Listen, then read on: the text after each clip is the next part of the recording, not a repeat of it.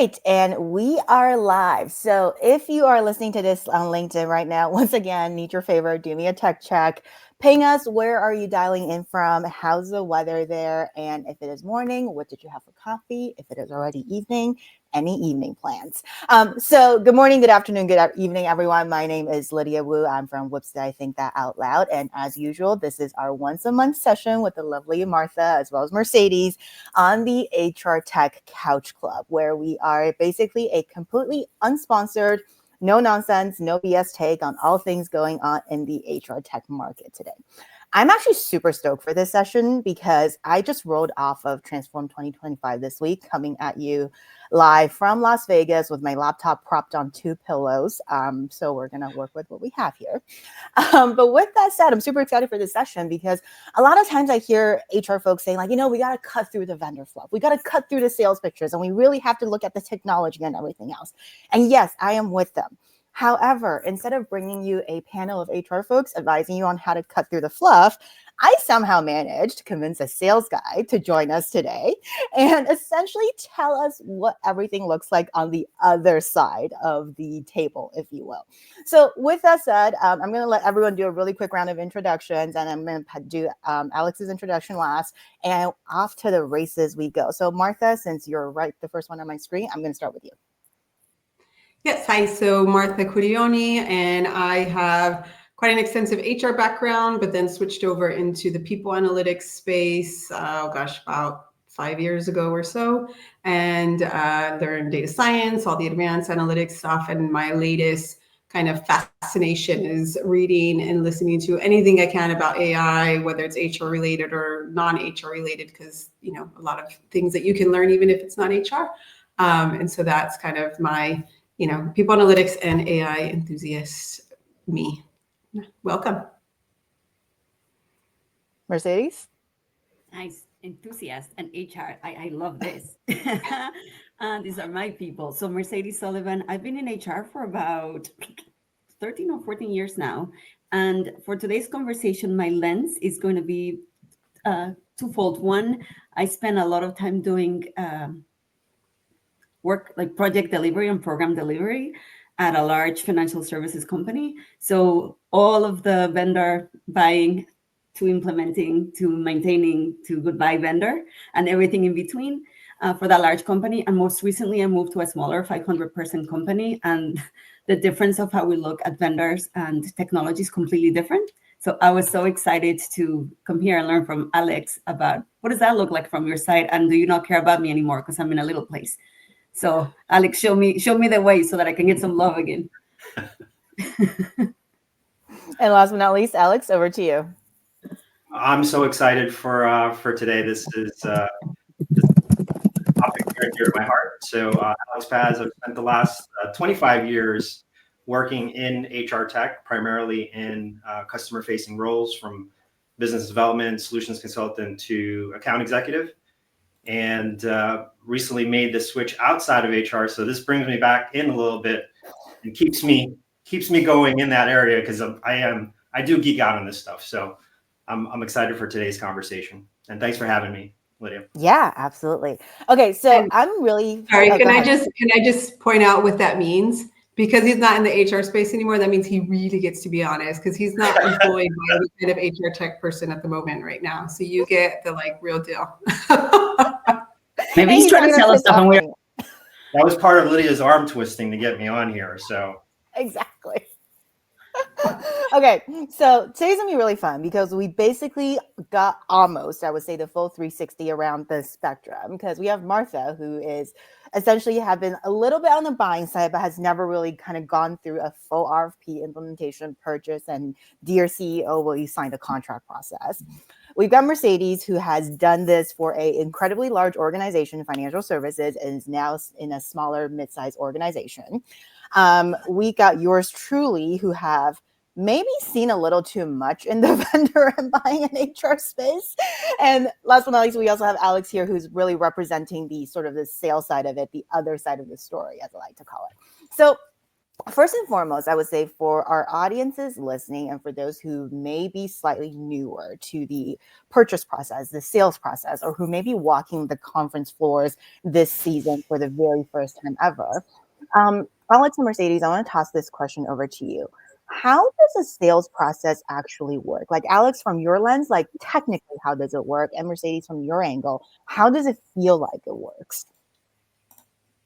Mercedes, you want to start or do you want me No, to? no, you start because I want to have like, I'm so eager. So, but I think it's important to understand that, certainly every go-to-market organization will have a sales process that it goes through so that it can manage its business accordingly. What's important is that as sales professionals, we are trying to also overlay that with what your processes are as a potential customer or customer. And sometimes it's a scenario where we're taking steps forward, taking steps back, but we're trying to gauge, certainly from a business standpoint, where the engagement is and what's left to do and which key stakeholders need to be involved in the process so that we can manage that engagement properly. We can make sure we're bringing the right resources on our side to the engagement at the right points in time, on the right topics with the right messaging. So, our sales process from one company to another, I've always had a sales process so that we internally have a method of communication that's consistent across the entire organization from the top all the way down. But what I've always tried to be mindful of is that process and the gates in which we need to go through to get through each of those stages in that process doesn't always, and almost in all cases, doesn't directly overlap with the things that you need to do as a buyer. Yeah. So Mercedes, go what ahead, does that Lydia. feel like on your side, like hearing this whole thing? I don't know. Sometimes it feels like I'll trade you for my teenage kids that don't want to talk to me because all of you all want to send me messages every day about things that I don't even do. But I'm like, that's cool. Let's talk about it. But from my side, whether I'm at a conference or where I'm proactively reaching to people or they come to me, I always have in mind our biggest, our larger ecosystem of technology and our strategy. And then off that, what are my gaps and what can potentially need it? And then there's always the and what's new. So there's two lenses. When people come in, I often say yes to things, but I want to be very clear because I hate wasting people's time. Hey, I'm just curious. What are we? But the most important thing for me is if you're inbounding to me, how do you find me and why? And why do you think I was the right person? That really quickly tells me about 80% have no idea what I am. They're like, we don't have that company. Like, and then the other are actually really good. They're like, this is what we think you need, and can we help you solve this problem, or tell me what you need? So it varies. And so far, for the bigger to the smaller company, what I've noticed for the smaller one is I've been really proactive about what I know. And because I know it's a specific context, I can target very well. For the bigger one was harder because the ecosystem is much bigger. But narrowing down, it's hard for me to figure out what's hypey or not. And then when I get attacked by like 80 vendors doing the same thing, I'm like, I quit and I don't want to do anything. And then the last thing I will say is that remember that we have to keep in mind that some of us that moved to the bigger, like the Workdays of the world and so on and so forth, they're also having a release in safe harbor that may or may not happen. So we need to figure out where that fits in. And so, yeah, I don't know. Sometimes I feel like it's really well placed and targeted. And sometimes I'm like, are they just like, let's see if it hits, like in sticks. This random person passes me to somebody. So Yeah. Go ahead, Alex. I was going to there are a couple of things that you said that kind of sparked some thoughts. So first is trying to find where the potential client is in their journey, right? So there's a lot of stats out there from a sales execution standpoint that, over 50% of the work is already done before a buyer engages with a salesperson. So if you think about it from an empathetic standpoint to the sales side, 50% of the work has been done and I haven't been involved in it. So to your point, what we need to do is we need to try to find what are some of those signals that might indicate that you are in a buying cycle or researching, which is another piece of it, which is the conversation should differ depending on what you tell me around where you are. if you're in exploratory mode and you're just trying to do research and you're trying to educate yourself in the marketplace, I'm going to have a much different conversation with you than if you say, we have a pressing need. This is the timeline in which we need to achieve the goals that we're trying to achieve. Then I need to back out from that date to when I know it's going to take to get through the entire process, both our sales process and your internal process. So there's some nuance there, but we also have to do the research right, but we have to come in with a loosely held point of view, or else we don't seem or present ourselves as experts, right? If I come to you and say, Mercedes, what are your challenges? The likelihood that you're going to just open that book up and say, here are all the things, versus if I say, I've talked to many leaders like you in your role, here are some of the things that I've seen. Do any of those apply? Might be a different conversation. I will just say one thing that doesn't work and works for me, but maybe it's my thinking, is people that come, it's like, do you have a problem, blah, blah, talk to me. And then I'm like, I have many problems. And then they write me like 9 times in a row. You must have not heard me. I'm like, dude, like, no, I heard you. I'm just ignoring you politely. And then I feel really guilty because I don't like ghosting. It's the worst. So I'm like, I'm so sorry. And then I'm like, why? They don't know my time and I need to go to therapy. But beyond that, it's what really works for me is, here's this sort of, hi, this is the sort of problem that we're after. This is where we fit in the ecosystem, more or less. If you want to continue the conversation, we'd love to show you. And then let it breathe for a second and then interact with me, like build a relationship. Don't just be like, why have you answered human that doesn't do anything else? I'm like, So can I just double click on the point relationship for a second? Because I totally forgot this in our intro. So for anyone who's listening to this, Alex and I have known each other for years at this point, I would say. Believe it or not, I have never bought anything from him. And yet we're still in very, very good contacts. So if there's anything to be said about relationship sales, this is probably it. Alex, you should give her 1 star. Exactly. Current customers and future customers, Lydia. That's how I think. So exactly.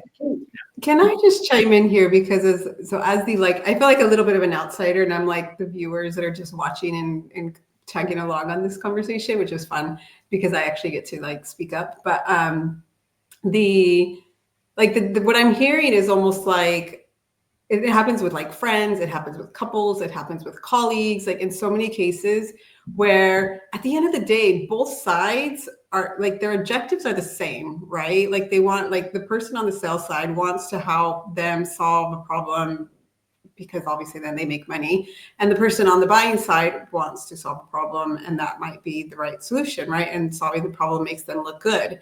And so it's almost like, how do you break down this, like, speaking in different languages almost, to be able to just get real with each other and just be like, okay, look, this is what I need. Or, you know, I don't know, like, because I'm here like Mercedes, like, I don't need you to come and ask me XYZ. And Alex is like, it's difficult for me to say XYZ, right?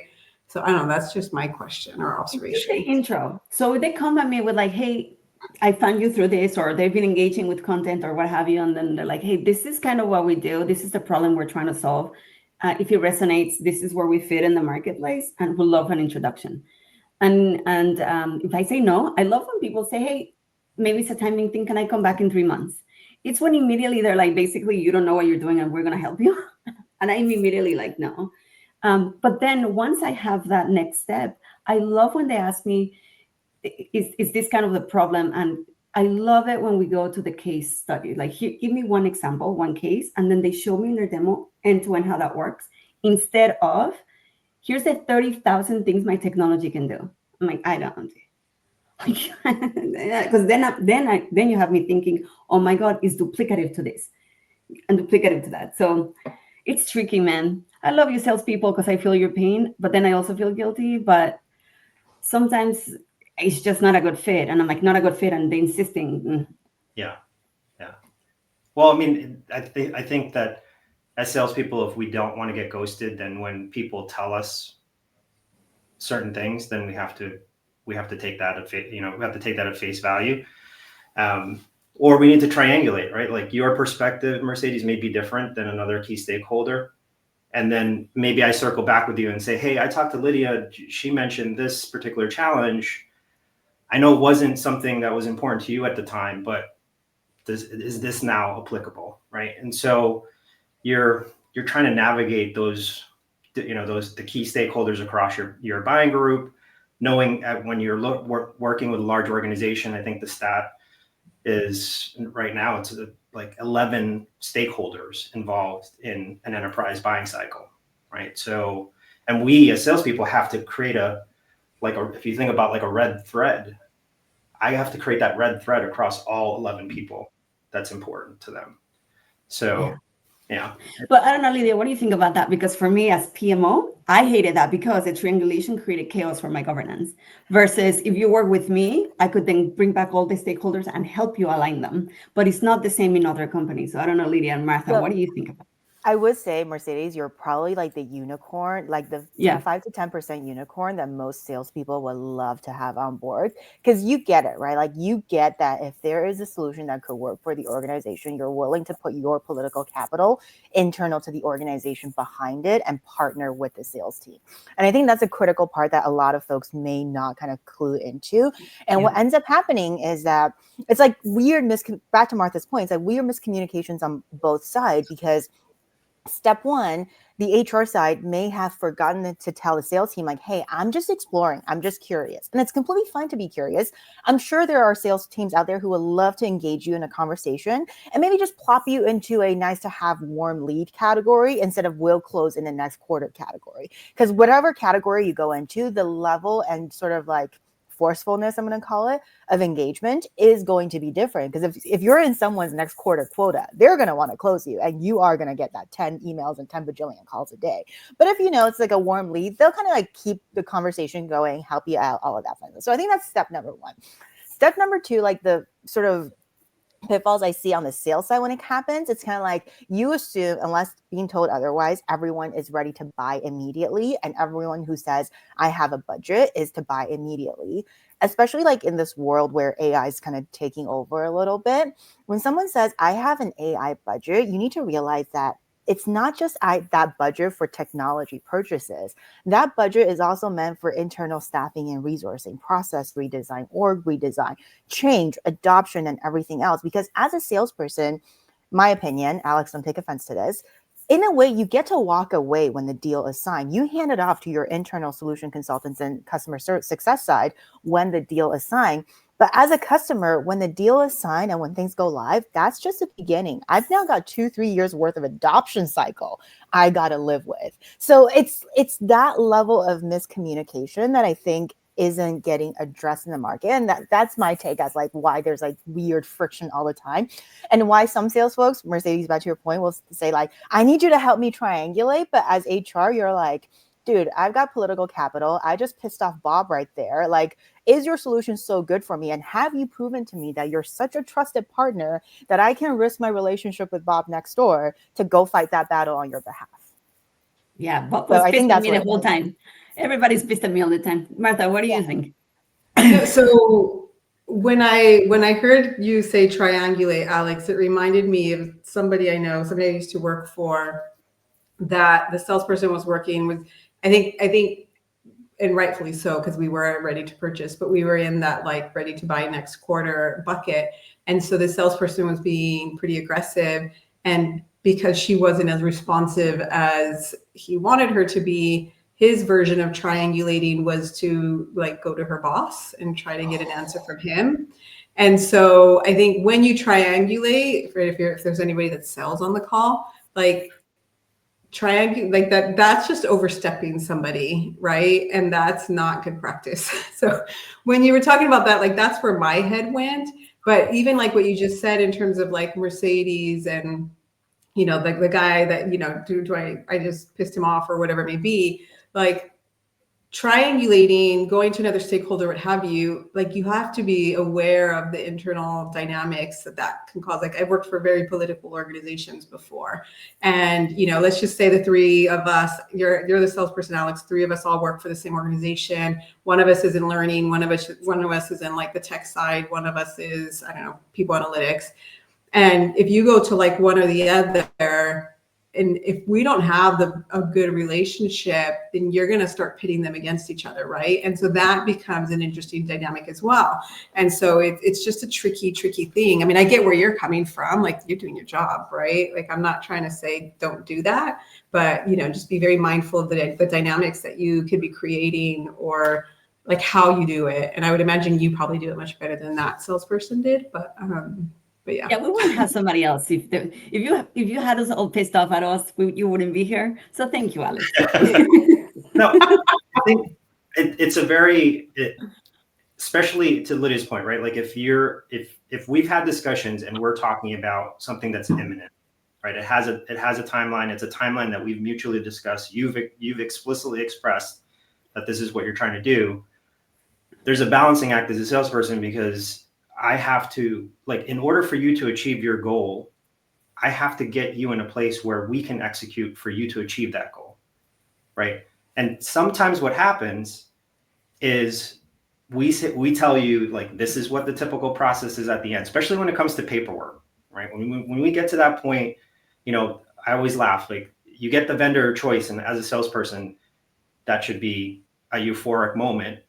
That's when almost like the real heavy lifting happens, especially at an enterprise level. Because in some cases, that contracting process, that IT security process, from the time you get that verbal VOC to the time that the paperwork is digitally signed, could be months.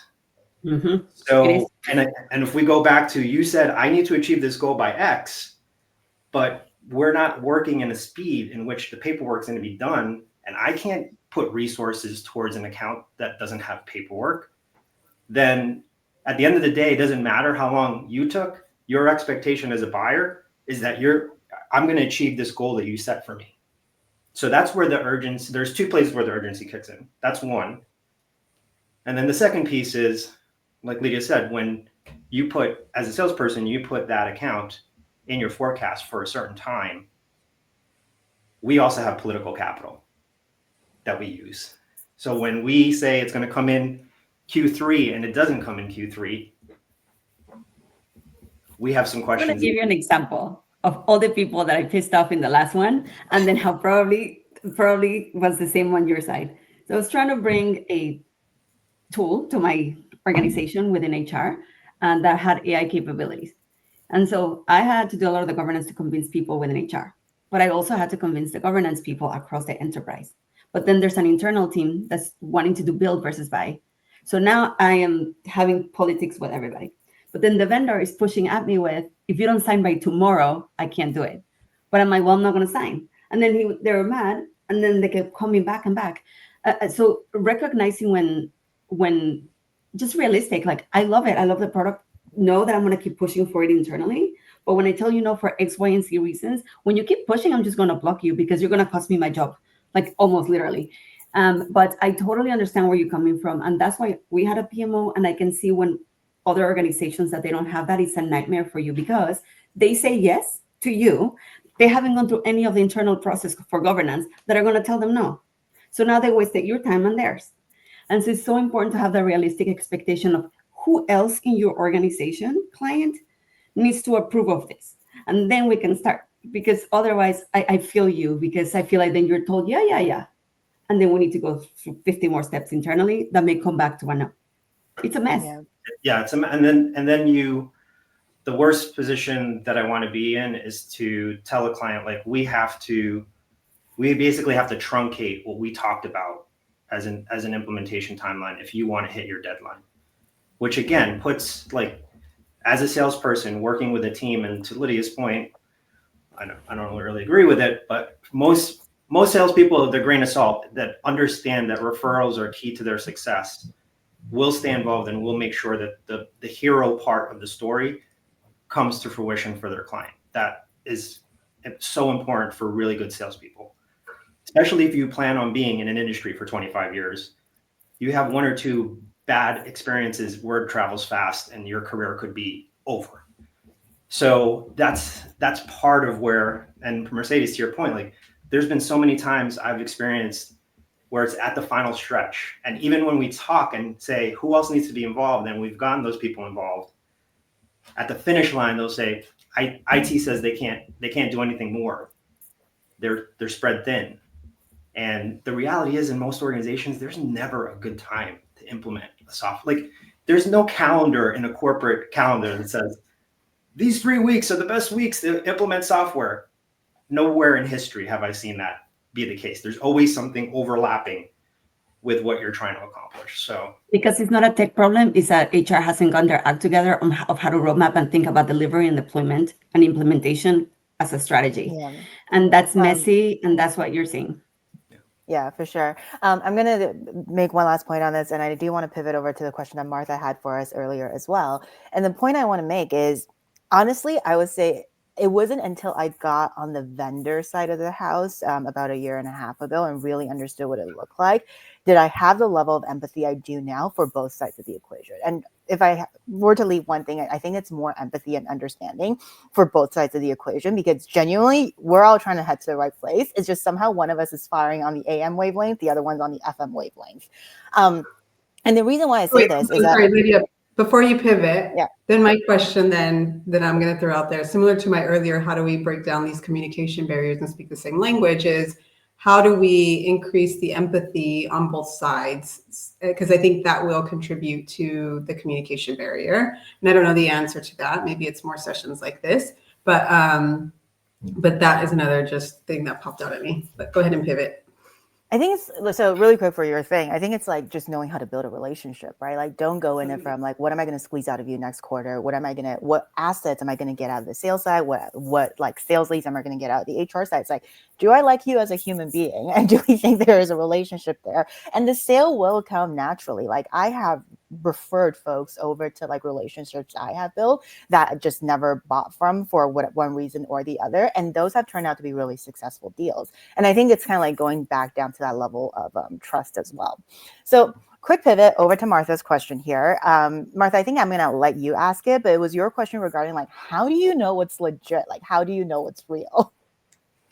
Yeah. So, and I think, I mean, we were talking about this a little bit backstage, Lydia, and at Transform, and you know, the marketing pitches that you see on the screen, or you know, the demo that is actually not production, but it's like a Figma, like, you know, it's a design for anybody who doesn't know what Figma is, and so forth. So if you are on the buyer side, especially if maybe you're a little bit less experienced, how can you find out like what is legitimate, like they actually do have what they say they have? And if they don't, you know, sometimes that's okay. Like, I worked for a startup, and you are really building the plane as you're flying it. And I get that. But there are pros and cons that come with that, right? And so like that transparency again around, you know, look, this is something that's on our roadmap. It's not built yet. If you're an early buyer, you get to have a say in how it's built and all that kind of stuff, right? But like, how do you sniff that out so that you can have that real conversation around what does this mean for me, and also recognizing how that's going to potentially impact your timeline in terms of when you can implement it, when you can actually, you know, you have people that you're reporting to within HR, right? Your boss has expectations of you of when this product or what have you is going to be adding value, and you want to get there as quickly as you can. So. Mercedes, I'm going to let you answer this one first, because I know you're in the midst of a buying cycle. I bought something that was like, I thought it was like a tree, and it was like a little bush. So no. One of the things I learned is to ask several questions. One, when they're showing the demo and we go through specific scenarios, not just tell me that it has the functionality. Let's go through the specific scenarios. Is this production? Am I looking at what random environment? And then what's safe harbor, like roadmap? And then I always ask, if I can, to talk to other customers that are live already, to the level of trust. I'm like, hey, was this actually working in there? Or is that like in 8 years that become 30 years that becomes Alex doesn't work there anymore? And then we have it in the podcast. So win-win. So that's how I started learning, by literally showing. But it goes back to the trust, because it's not just that. It's that when they maybe works, but maybe it's the servicing. For me, the maintenance and the servicing is as important. Hey, what if this goes wrong and someone's going to come blame me? And remember, they already were not happy with me. Are you going to help me and support and address this? But yes, ask the questions, talk to other customers, and always ask what's production ready. But please, buyers, do not have 100% expectation. It's technology. Like, it, is it generally getting to where you want? And are they a good service team? I don't know, Alex, what do you think from your side? Are you scamming us or you're selling us what's your It's magic. Follow the bouncing ball. No, there are a couple of things that you mentioned that I think are important. One is, certainly talk to customers, and companies who are transparent and proud of the customer base that they work with are going to put that forward. I think that's also an area where you can kind of kill two birds with one stone, where you don't just ask about that product, but you ask about what's the experience of being a beta customer? What's the experience about them engaging customers in dialogue around how product gets developed? So use it as an opportunity to gain some more insight. Almost do it, yes, you want to check that box and get the confidence on that particular product, but you're going to be talking to a customer anyway. Try to get those other questions answered at the same time. There's two other things that I'll mention. One is also be realistic about the timeline in which you need these capabilities. Right. A lot of the forward thinking thought leadership components of a tool, in most cases, require you to have a good foundation to work off of.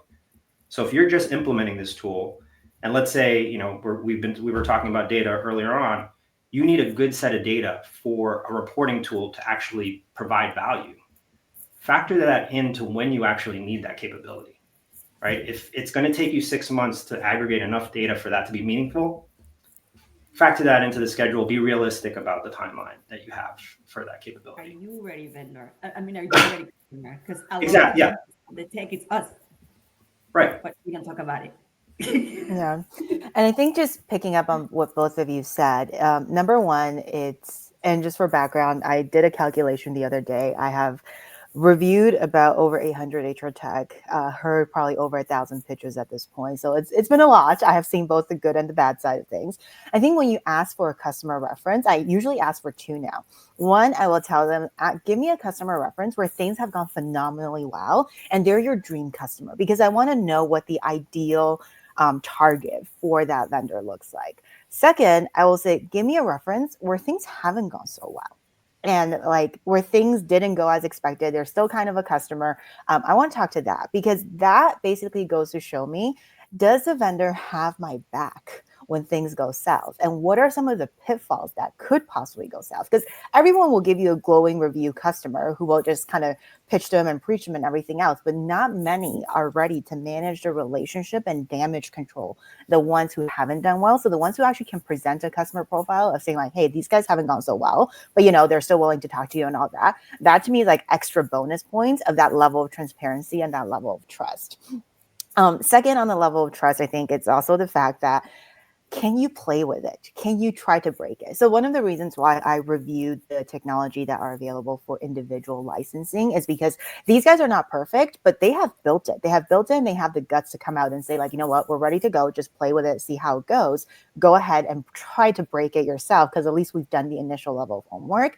It's kind of like when you're getting demoed, you're following someone else's script. But when you are following your own script with your own organizational context and things along those lines, does that tool still work? I think is a question that needs to be answered earlier on rather than like post-contract and implementation.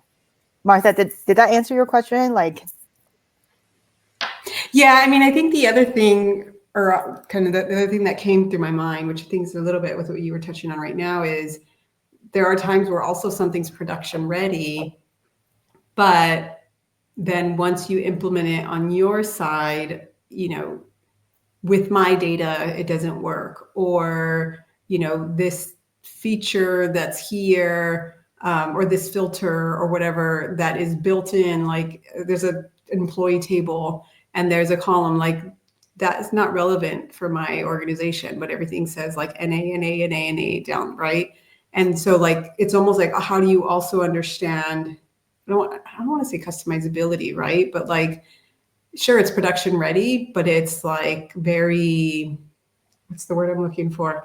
Very like there's not a whole lot of wiggle room, right? It's not very flexible. It's not very agile and so forth. And so that's just something else that not really relevant to my question, but it's kind of coming to mind as well, because I feel like that again is another sign of like a vendor that's maybe in the earlier stages of development and how that could potentially impact your experience. For sure. There's a backstage story I was telling that I want to bring front stage right now. But before I do that, for the audiences who are listening to us, if you have any questions, if you want to participate in the conversation, we are live. So drop those comments, questions, thoughts, concerns in the chat. We're happy to take them in the latter half of this portion as well. So the backstage story that I want to bring front stage, because Alex's response to me was actually something that I hadn't considered up until that point. So how this whole thing started was when we were doing our tech check maybe 40, 50 minutes ago. I was like, guys, I got demoed on Figma this week. And for those of you who are listening who don't know what Figma is essentially a tool I think a lot of technology providers and basically solution providers use to mock up what a user interface could look like, what their dream solution could look like before they hand it over to their dev teams and their UI teams to do the actual build of it. And there are certain signs you can tell when you're being demoed on Figma as to actual production instance.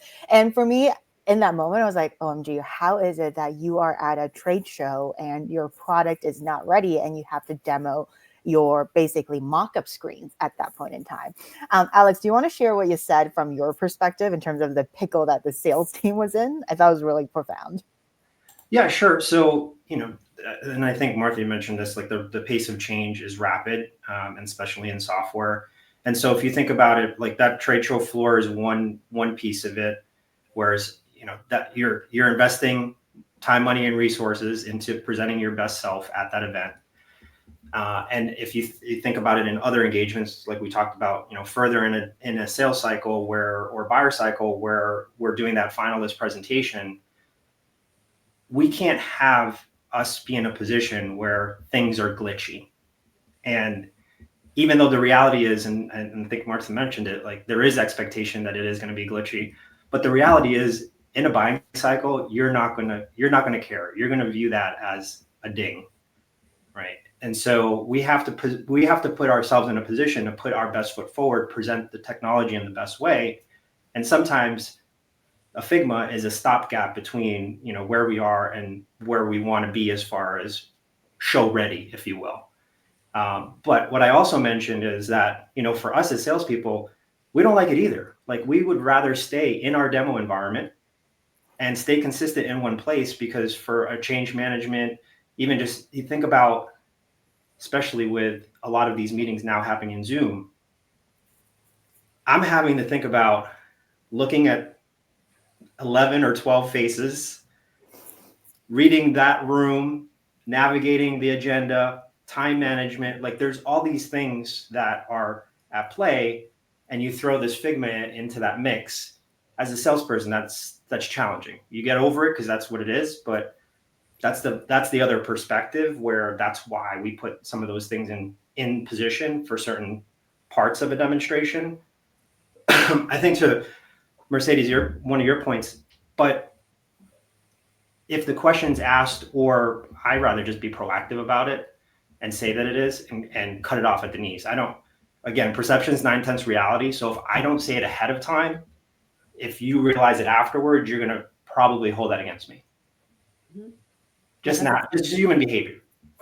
Yeah. So those are some of the dynamics that we have to work through. Empathy for you, because and this is an IT mindset, an HR mindset, and this I do think expectations. So one, Martha, back to your point, governance and due diligence.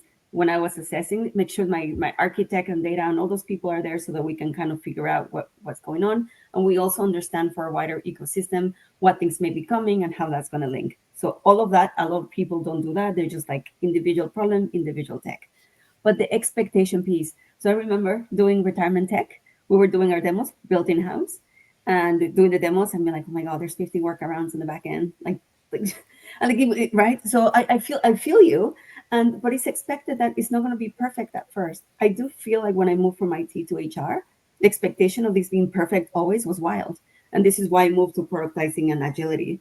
So I have a lot of empathy and sympathy. As long as I'm selling, I'm getting told, again, relationship building, this is where we are, and we fix it fast. That wins you over 1,000,000 times over you trying to like mask it, because then I don't trust you at all. Yeah, for sure. But yeah, we expect a lot. I'm sorry. So I'm gonna repose my question. Yeah. I'm going to repose my question. Maybe this is probably more for you, Lydia, in terms of, I think everybody is hearing about AI, everything, everywhere, right? And all the tech vendors are like, hey, we've got AI, this, that, and the other. I repost the people that, are talking about and trying to educate people on AI. And you're like, do they really know what AI is? So there's this kind of stuff that we're seeing. And so I guess maybe I want to hear from all three of you, like, how do you, that's another fluff. Like, how do you understand, like, do they really have AI? What kind of AI is it? What kind of data, which becomes really important, right? Like to your point, Alex, in terms of, yes, it's a feature we have, but it's not going to actually work for you until 6 months out because AI needs to be trained, right? Like I've seen the talent marketplaces where the matches, like my recommendations, I'm like, why are you recommending me that job? I have no qualifications for that, but because the AI needs to be trained, right? And so, like, how do you, as a buyer, understand, like, get it down to especially if you don't know a whole lot about AI, right? Like, how do you get down to be able to say, like, is this really AI? What kind of data is needed? How is it going to work now out of the box versus how long is it going to take to be able to get to a point where it's actually performing well? Because then I'm going to need to plan that into my whole program around it, right? Like the education for my employees of like what to expect day 1, what to expect day 3, and how do we get it to that, right? Not day 3, sorry, month 3. And how do we get it to that point? Because otherwise employees go in and they're like, okay, this is horrible. These are horrible matches, and they never come back, right? And so this is my head. That's a lot of questions. So I hope you followed, but that's where my head's going with all of that. I'm actually going to my phone for notes because I wrote down a couple of things. It was one of those days that I've been following along this entire week as well. I love to hear Mercedes and Alex's view on this because I feel like I might be biased just because of the sort of space I work in and just how much time I have had to dig into this whole AI conversation. So I will say, if you are on the solution sales side and you're listening to this right now, top 3 keywords, maybe 4, to never use in your AI sales cycle. Get ready for this, okay? Because there's a little bit of a trust issue between buyers and sellers right now. And these words tend to trigger that trust issue to surface to the top. Number 1, turnkey solution. Do not tell me you're a turnkey solution. My HR department is so insanely complicated. Nothing is turnkey, not even an Excel spreadsheet. Let's move on from that. Number 2, do not tell me that you have seamless integrations, because we all know everyone has a big player in the house somewhere, and not every solution plays well with the big players. Yes, you may be able to jerry rig and put together an integration for me, but that is definitely not going to be seamless. And it's going to cost other tech providers an insane ton of money to monitor that integration and make sure it's feeding at the right time with what it needs. Third thing, do not say that we can go live in X amount of days or X amount of weeks unless every single one of your customers have gone live in that time or less, because otherwise you're just going to create a whole lot of trust equations. And trust me, when even one customer goes around and says that you haven't lived up to that X amount of days promise, it's a bit of that's a game over, whether you like to admit it or not. You can try to damage control after that. I have seen marketing teams try to damage control, but you're damage controlling and that entire dynamic of the conversation is different. So that's 3. Oh, the 4th one. It is out of the box. So I think, Martha, you said that, because I feel like in the industry, we're like, yes, we're out of the box. Out of the box, how? I still need to get a change management team. I still have to put an adoption team in. Heck, I still got to ring up my HRIS team to feed you the data. So unless you can have a whole ecosystem built and ready for me where I sign the contract and I can kick back and do absolutely nothing after that, you're not out of the box. Your technology may be out of the box, but you're still requiring the same amount of work on my end. So Mercedes, love to get your thought on this one. Oh, we lost your audio. Mute, or we lost your audio. Doesn't show her on mute. No. Nope, we're still losing your audio. Alex, do you want to go to you? Yeah. Sure. So I think there's a couple of things, and this probably also applies to other topics. But if you have as a salesperson, when you as a buyer have questions on certain topics, there's a reason why we want to really know what the specific questions are, because we want to put the best person in front of you to answer those questions. So if you think about AI, if you really want to get geeky on the technical side of it, we need to know that. So we put the right technical resource. If you want to get somebody that's going to say, well, our company is a little bit nervous from a legal perspective about using AI capabilities in this particular use case, then that's a different resource, right? Or Lydia, to your point, change management, that's going to be a different resource. So for me, whenever there was a situation where there were a set of questions or follow-up questions that wanted to be asked, almost to the point where I was a pain about it, like I really wanted to know ahead of time, what are the 15 questions that you have? Can you send them over so that I can look through them, figure out who I need to bring into that conversation? And it's better for you. You're going to have a much more informed conversation versus you don't tell me what those 15 questions are related to AI. We jump on a call specific to talk about AI. I make my best judgment on who should be on that call, and they can't answer any of your questions, or they can answer 2 or 3 of them.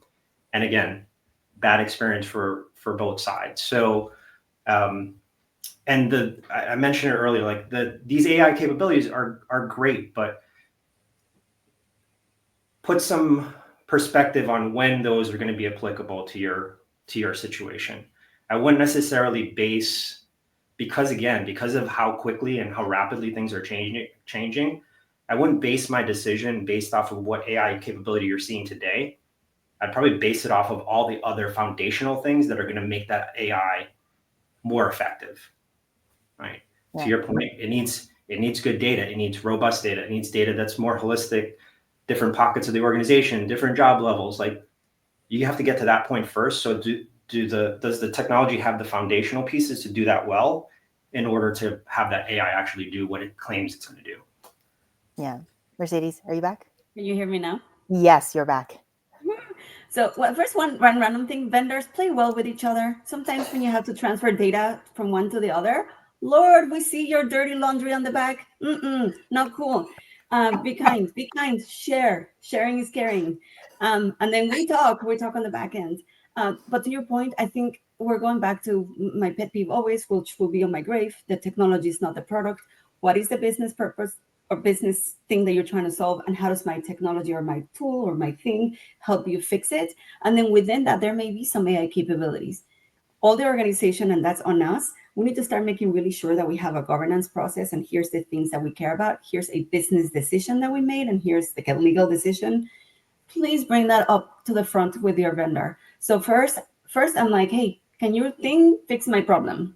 Cool. Let's get into the how, and that's when I will bring my cyber or whoever I need, and then I'll ask you, vendor, hey, I know that you're not as technical as I am. Let's not kid each other. Bring me your technical person or woman or guy or dude or whoever, and then let's have them have that conversation so that we can get to the next layer.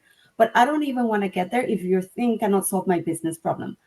If one more leader comes to me with like, I want AI, I want to be like, I want to retire in Mexico and do the Appalachian Trail, but that's cool. Like, what is the problem so that we can fix it? Because AI may not be the solution. And for the love of God, no vibe coding in my payroll or anywhere near.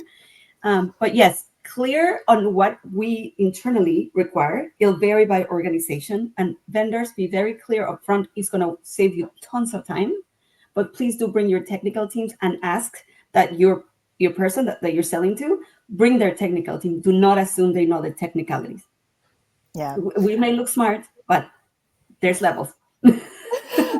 First of all, random idea. I think we can make an HR Tech Couch Club merch at this point where it's like, I want AI and something on the back of it. I'm just saying, I feel like that t-shirt will sell very well. Second, one last thought to Martha's question, and I want to pivot us to sort of like the golden nugget for our audience today. So one last thought for Martha's question is, I think how you can tell BS, quite honestly, in the AI market today is how many buzzwords are being thrown at you in a 3-minute pitch or like a 5-minute conversation. And it's one of those things where I feel like agentic AI are the English words and letters that have been so overly abused at this point, and I'm using that word very carefully, where everyone can come out and claim that they're agentic because the market is still very unclear, and arguably the research community is still very unclear as to what agentic AI is. So you hear all of these buzzwords with all of these claims, when in reality, that's just continuing to erode the trust of what a piece of technology can really do in the market, but also like what your brand is in the market in terms of your capabilities. With that said, last 10 minutes. So again, if you're in the audience, feel free to drop any questions, because otherwise I'm going to get a little truth nugget here for audiences. Okay, so this is going to be a really, really practical question, because nobody has money. Everyone's being asked to do more with less. And if I hear that one more time, I think we're going to have another merch t-shirt at this point. How does HR negotiate a contract? Like, how do you get your providers to give you the best price? And Alex, conversely, on your side, like, we need some secrets. What levers do you actually have? What do you need to know before you can take a contract back to the table and say, like, okay, these guys are amazing and we need to do them a favor on the economic side? So Mercedes or Alex or Martha, whoever wants to go. You know who wants to take this one? I know, it's like truth nugget time. We're going to leave someone. This is what's interesting, because in the large organization, I would just be like, oh, money. Oh, no, I'm passing it over to somebody else. But what I can tell you is that when I wanted to bring a vendor and I didn't have money, it's building a business case. So help me understand how this is going to help us and the return of investment, which is not always money. It's not always saving us money. It's depending on what your organization wants you to do. It may be experience, it may be capability for something else, or something that aligns to your business. That's why it's so important that you align to your business outcomes and then bring that conversation. I've gotten money for a vendor that wasn't a great return of investment money-wise immediately, but it really helped us with experience, and that was one of our key things. In the smaller company, I get to look at things and then decide. So it's very different, and it's whether we have money or not. But the actual negotiations, at least for a company that was 16,000 people, was always done by somebody else. Is the initial getting of the money that was more of the business case. And then I let them hash it out, because I'm the worst. I'll be like, I'll pay you whatever. No, I shouldn't. That should not be my role. I'm going to delete that part from the recording so we don't have Mercedes going out there saying, I'll pay you whatever. I'm not responsible, sales. Don't worry. Nobody lets me make those decisions.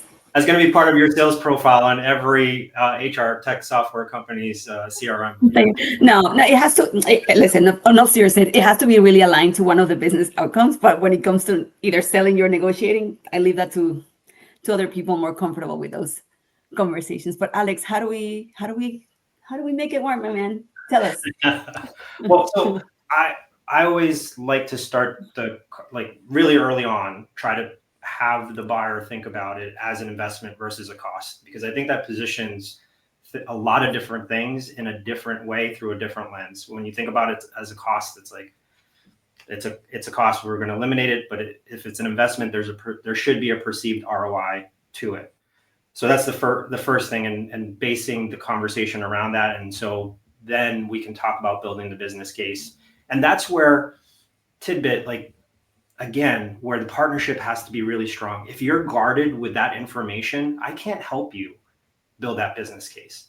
And you have to think about the sellers that you're talking to have sold that product 10 times, 100 times more than you have bought that product. Mm-hmm. So trust them as an advisor on what they've seen. They've seen good, bad, and ugly, right? And so get to that point where you do trust and have that type of relationship, so you can share, this is what's going to hit, this is what's not going to hit. And also a level of reality. So I remember one in particular, we're doing a business case presentation, and we had vetted we had gone through the presentation, jointly built it, vetted the numbers, and we present the numbers. And I think every executive had a visceral reaction to the numbers that were being presented as non-believable, right? They were rooted in data and rooted in facts, but jointly, we didn't temper those results the right way for that audience. So we went back to the drawing board, modified it, went back to that executive team, and then it got approved. But that first round, both of us collectively were we messed that up. immediately their reaction was like, no, there's no way that this is possible, right? So that joint partnership is important. And then, so I think to the meaty part of Lydia's question,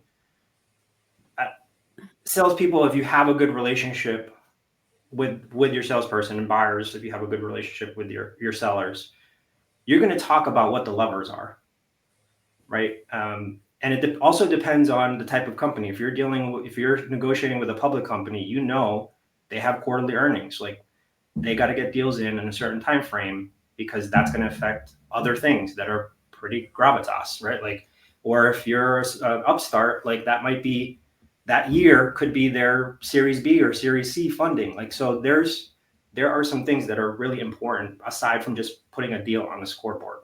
Yeah. And there are levers. So what are those levers? Have a discussion around what those levers are. I think what is painful as a salesperson when it's that you just keep coming back for another cut, and think of it through the perspective of every time you ask for that cut, you're basically taking a cut of my relationship capital internally within the organization. So, and Alex, I want to pose this question to you as well, because I think there's a misconception sometimes that the decision is entirely in your hands to give me the deal, right? Because it's kind of like you hold all the margin, you hold all the power. So what does happen if, let's say, I were to come to you and say, like, hey, I need this, like, at a 10% reduction because we can't afford it. What typically does a salesperson have to go through internally before they can come back with a number? So what some people don't realize is when you're a seller internally and externally, right? I'm selling on getting the best resources for my engagement, and there's competing engagements that are of equal importance, right? So the relationship building is important there. People may not want to hear that, but listen, like, if there are 3 pressing projects and Martha and I have a good relationship, I will stack rank her project higher based off of our working relationship. It's just, maybe people don't want to hear that. Maybe that's another bomb on this call, but that is important. So, but for me, we need that. And for sellers internally, then you have to position it to, you might have to, like, depending on the org structure, I've got to position it to my manager or my director or my VP, who then has to position it to an executive, right? Who might have to position it to the CFO. And we're selling internally on your behalf. So there are some cases where I'm going to fight tooth and nail, one, because I want to see that company succeed. They've done right by me. Like, I will, in some cases, present it to, let's say, the CFO and say, they're not going to come back. Because that's the worst thing for me to do, is go to the CFO and say, hey, can I have this concession? This is what we're getting in return. And then I come back 2 weeks later and I said, actually, can we also do this? Can we also do that? Again, every time we do that, that makes it harder for us. If you think about long-term, the next deal we work on and we say it's going to come in at X, they're going to doubt that. So I have to go ahead and sell why it's going to come in at X in the next one. That has that compounding effect. So I think understanding the levers, typically in this type of environment, the levers are how quickly can you sign? What's the term of the contract, right? The longer the duration of the contract, the more consistent visibility we have from a revenue standpoint against that number. The concept of a term for convenience, like, that one's always challenging, because procurement's going to say we need that, but basically you're entering into a partnership saying, I don't trust that you're going to deliver, and I want out. I don't care, for no reason whatsoever. I just, if on a whim, decide this isn't working, I just want to walk away. That's a hard ask, right? Yeah. So, though, understanding what those levers are, communicating it, understanding the financials of it and what you can and cannot do. As you get towards that tail end, you got to have those open conversations, because you're not going to meet that middle ground if you don't. For sure. And I think on the internal side, just kind of adding on, this is where I think the partnership is really incredibly important as well. Because what a lot of sellers don't see, and especially when I was in a purchaser role, is the level of conversations you have to have internally, just as you described going up to your CFO, I have to have going up to my CFO as well. And for some reason, depending on the organization that you're in, certain CFOs feel like they can just keep demanding for reduction. So there are points where I needed to put my political capital on play here to say, hey, that's the last cut. If you don't want it, that's fine. But any further, if I keep pushing the sales team, they're just going to walk away.